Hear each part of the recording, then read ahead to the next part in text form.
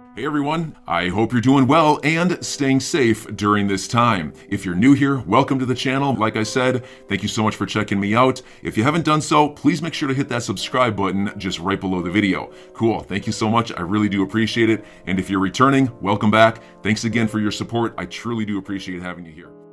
You know, at some point you have to wonder if we are witnessing, and we don't know if it's now, but at some point I do believe we will witness something that is called the flywheel effect, where you will see the market makers realize that potentially, if it's this moment or a later moment, will be on us, where they realize that the price of XRP, which will probably be either right before we get clarity or just after we get clarity for the asset and the space,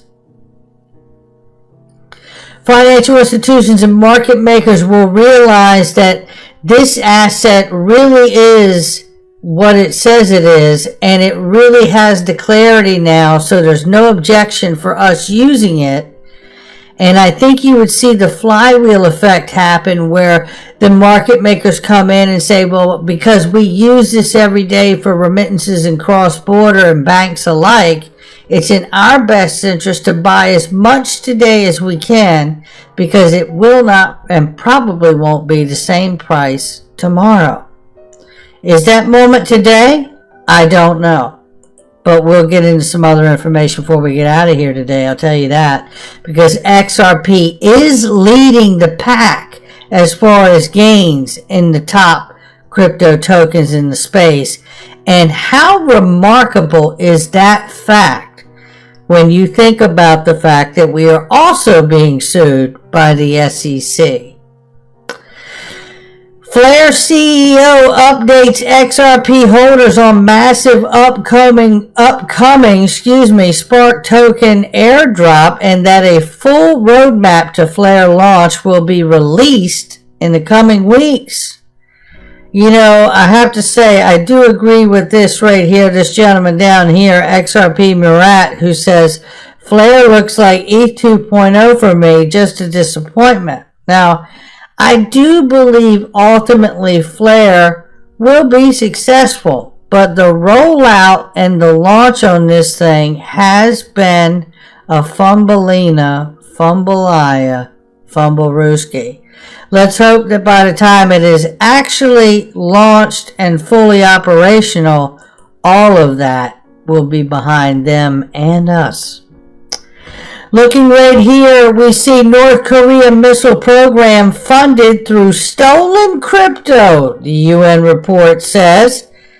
Digital asset investor shares this and says, at what point is the SEC going to become concerned about who the disguised whales were in the initial coin offering by Ethereum and Joseph Lubin was talking about? I think this is an excellent point he's making here, because truthfully, one has to wonder, why has there not been a public audit done on Ethereum's initial coin offering? And could there have been some bad actor countries, as well as just bad actor investors, involved?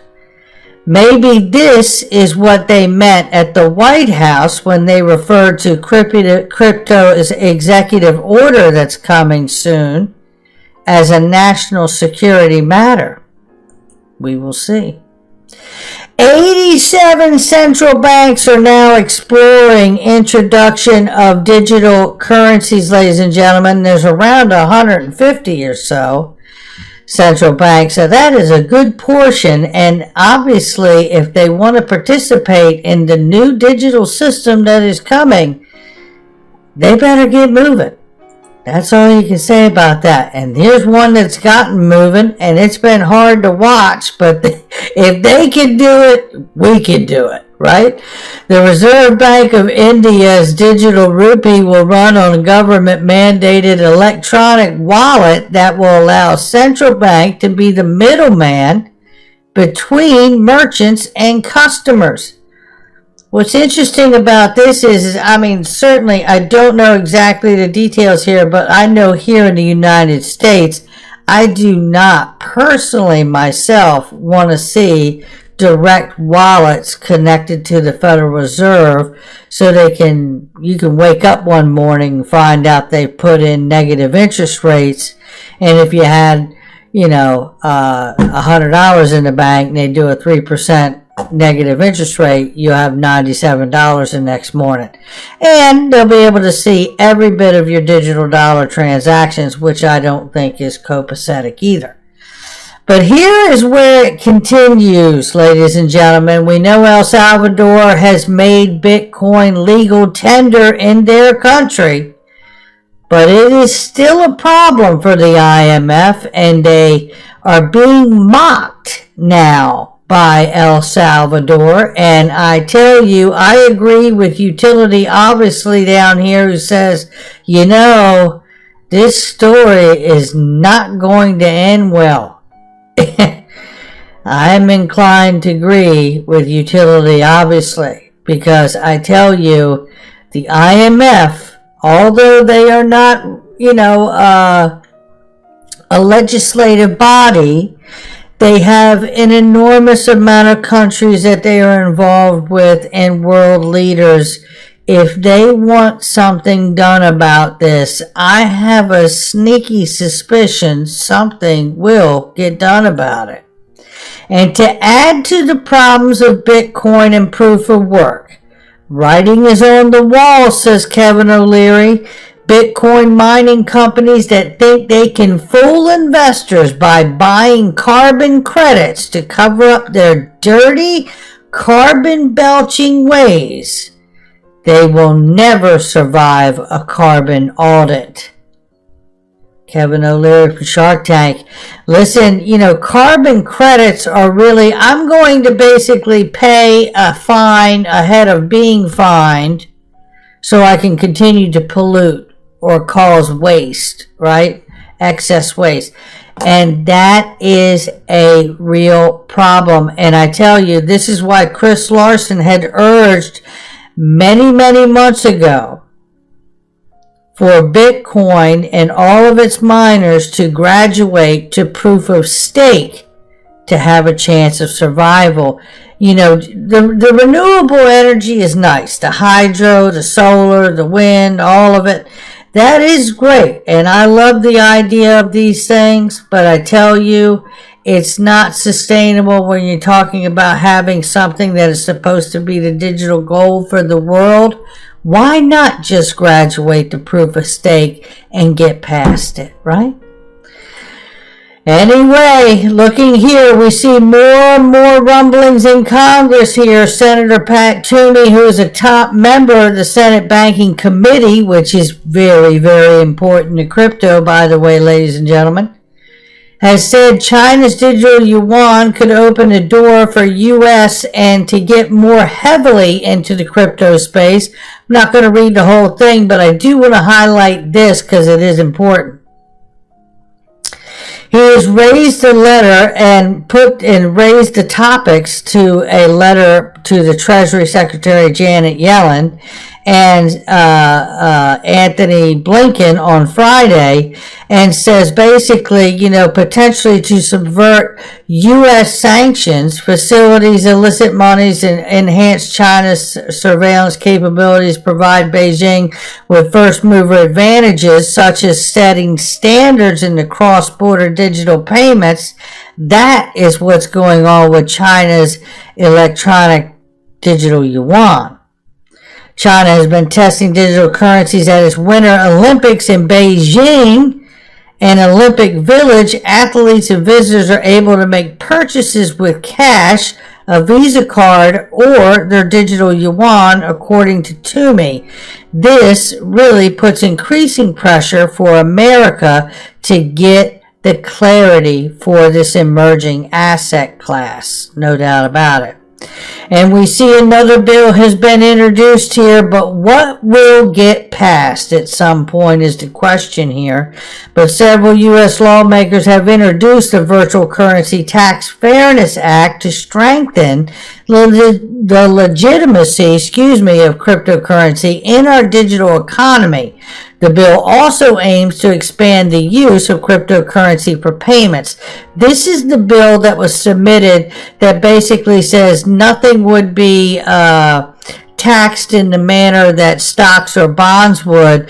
A Virtual Currency Tax Fairness Act would exempt personal transactions made with virtual currency when gains are $200 or less. So, if you're using cryptocurrency to buy cups of coffee or pay for lunch or that kind of thing, and you experience a small amount of gains with your $70 worth of crypto, if it's under $200 worth of gains, you would not be taxed, right? That's the kind of thing we're looking at here. Now, I don't know that this is a perfect solution. We'll have to see how this shakes out and all of this, but we do know that something has to be done when it comes to taxes. And I think the broader approach here is to get Congress to actually quit submitting bills and actually pass one into law.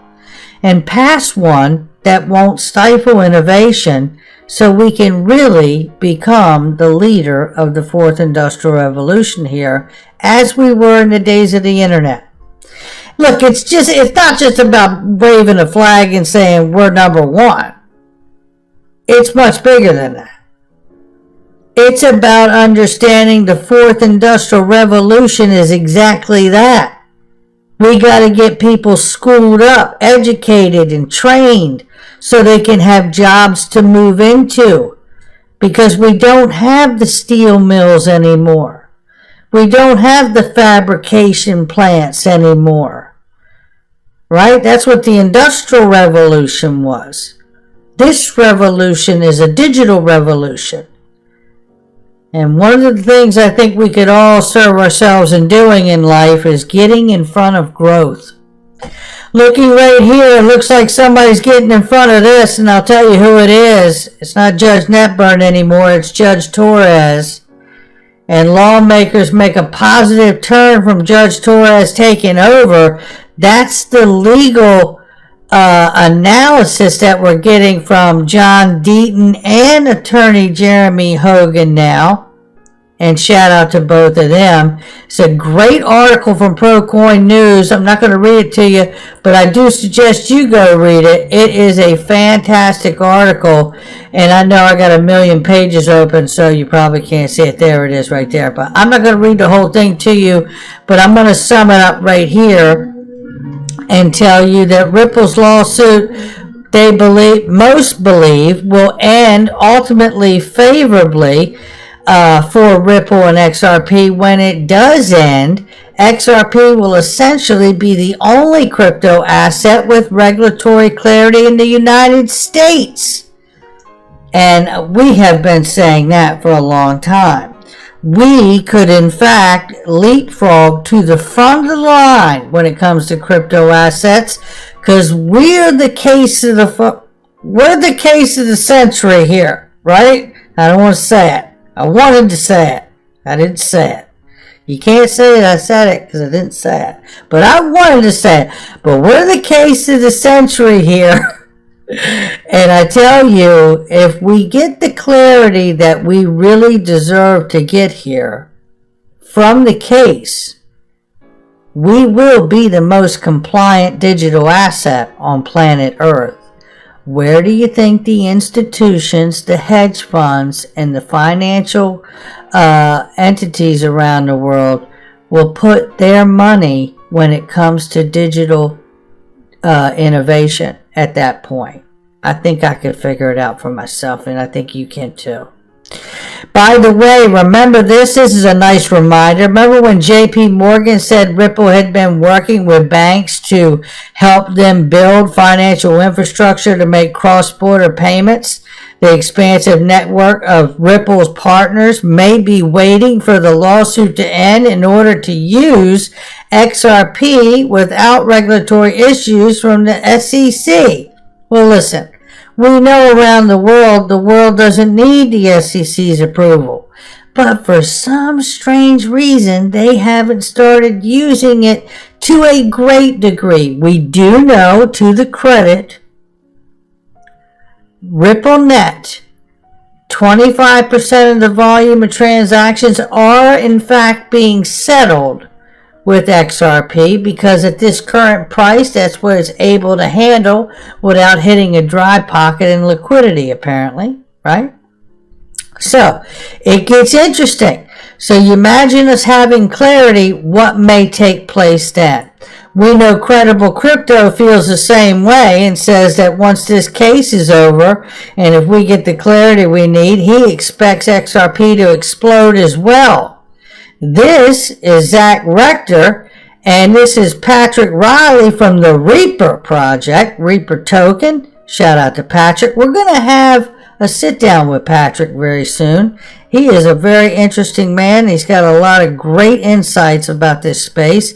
And then this gentleman, I don't know, I believe his name is Steve here. He's about to give you his impression of what the market for XRP could look like the moment we get clarity around from the SEC, and how that impact around the world could be felt or heard. Take a listen here.